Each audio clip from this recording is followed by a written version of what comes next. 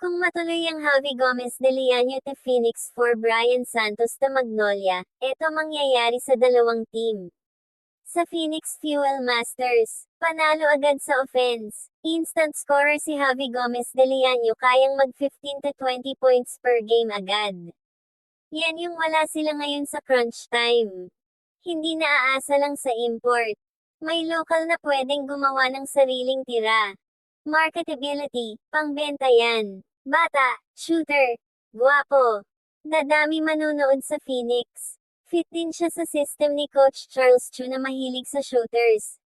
Lalaya si Javi dyan. Sa Magnolia Hotshots, panalo sila sa depth at defense. Rebounder at defender si Brian Santos pang trabaho. Pang match up kay Fajardo, Erim, etc. sa playoffs. Role player na hindi need ng tira. Depensa, screen, rebound lang. Sakto sa sistema ni Coach L.A. Tenorio. Hindi na mapapagod sa rotation ng bigs ng Magnolia. May bago ng big man. Mas mura si Brian kesa kay Javi. Makakatipid pa. Sa overall sa PBA. Ang Phoenix, aakyat sa standings, kapag nakuha nila si Javi. Ang Magnolia mas playoff ready sila. Kulang sila sa Bigs last conference.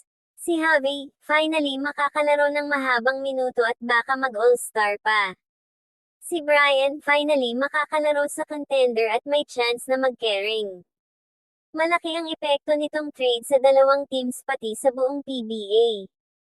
Ang epekto sa Phoenix, ang offense ay angat agad, si Javi yung wala sila, shooter at kaya gumawa. May closer na sa dulo ng game, pwedeng kay Javi na ibibigay ang bola. Hindi na puro import. Mas exciting manood at dadami ang fans. Scorer kasi si Javi Gomez de Liaño. Pressure kay Coach Charles Chu, dapat manalo na sila. Wala nang excuse kasi nakuha na nila need nila. Pero liliit sa ilalim pag wala si Jason Perkins at kay Balungay, problema sa rebound. Pero kaya i-cover yan ni Javi sa opensa. Ang epekto sa Magnolia ay mas matibay sa playoffs. Si Brian Santos pangharas kay Junmar Fajardo, Brandon Bates, Japet Aguilar. Yan ang kulang nila last finals. Mas balance ang rotation. Hindi kaagad mapapagad ang bigs nila.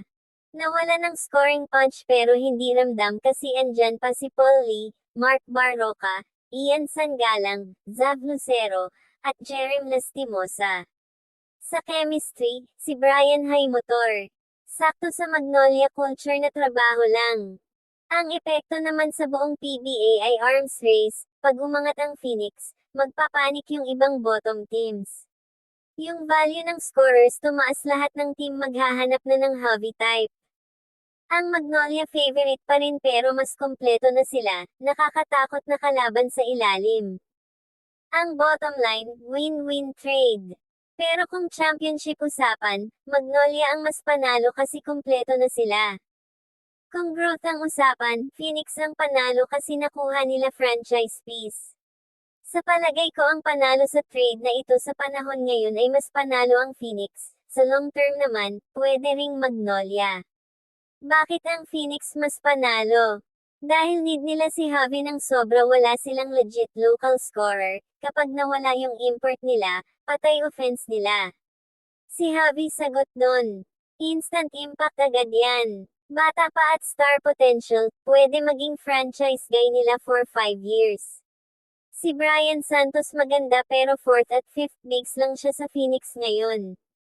Bakit ang Magnolia din ay hindi talo sa trade na ito? Dahil playoff team na sila, hindi nila need ng scorer. Need nila ng defender at rebounder para sa finals run.